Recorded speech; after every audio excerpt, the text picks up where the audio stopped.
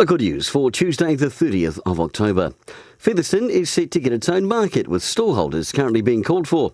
Complementing the veggie market, the Featherston Town Market will be on the fourth Saturday of every month from November through to March 2019. Metlink will add an extra 20 seats on its 2P train services between 6:20am and 4:25pm, with a date yet to be confirmed as to when it will begin. Metlink is also committed to a 9-carriage service from early 2019.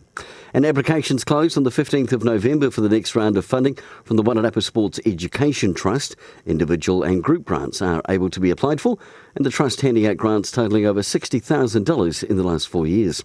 And in sport, rain interrupted softball at the weekend, but the Giants do get 2 games in. The under-15s picking up a victory, and the P2 men beating Johnsonville 9-2.